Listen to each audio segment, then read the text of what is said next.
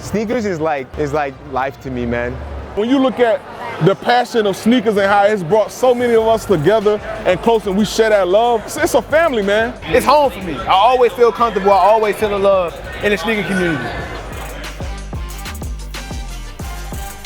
So the first event ever was in 2009, March of 2009. We were holding it in a comedy club in Times Square. For us, it was really like, we want to bring out the community, we want to bring out the culture, and we just put the message out there like, hey, sneakerheads, we're holding an event for our people. Like, let's get together, let's do this. And a lot of people showed up, and it was really positive. And since day one, we've really had a big embrace by the sneaker community.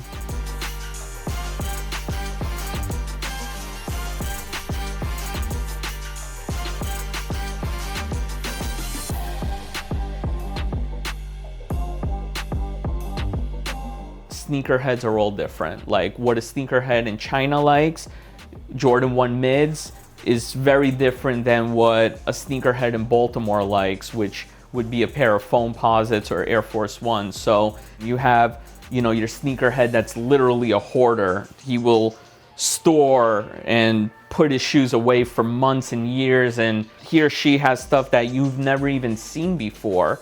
Then you have your sneakerhead that's just out there to floss, social media superstar, like doing everything he or she can to show off that they have the most amazing collection. Then you'll have like your low-key sneakerhead. You know, he has a pair of ones in his closet that is worth $2,000–$3,000, but doesn't really talk about it because he wears like a pair of like white Air Maxes whenever he's out. Right now, what's popping in the Hispanic sneaker community, we've gotten together and we're able to build our own little group, our own little niche to be able to get shoes that everyone wants and the shoes that we want. LA is more like Supreme, box logos, just kind of like hype culture, but like NY is more like, let's see how we can get this, you know what I'm saying, make it yourself type culture. I feel like it's more like graffiti, more like creativity in my opinion. The Cincinnati shoe of choice, I would say it's probably have to be the Jordan 3s. Even if you wanted to get more specific, the Tinker Hatfield white. The Cincinnati sneaker game is up and coming.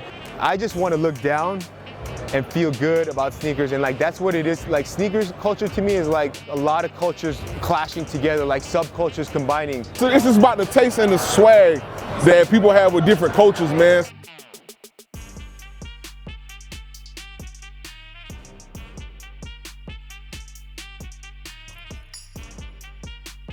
Authenticating shoes is really a subtle art. We look at a lot of different things, such as the texture of the shoe, the color, rubber pattern, the toe box pattern. We weigh sneakers, we get color codes for shoes. We examine very deeply what's behind the insole, how the shoe is stitched. We have photos to match up certain stitching patterns. We understand how much of an issue this is. I think the counterfeit sneaker market is probably bigger than the secondary resale market. It's very difficult for anyone to put a number on it because it's an underground trade.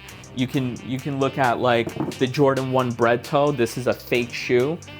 We probably have confiscated through our events, through the digital app, over 60 pairs of these that have been fake. I've been in sneaker game since I was a young pup, man. I used to stand out in front of the line, lined up for Jordan, standing out in the cold, catching the early bus, being late for school. I've been doing all of that, man, since I was a young pup. My first shoe that I officially bought that kind of started everything for me, coming back into the game, was a Taxi 12s, man. Taxi 12s. I bought a pair for me and I bought a pair for my nephew, Lil Michael, man. So I used to sell and buy sneakers at school.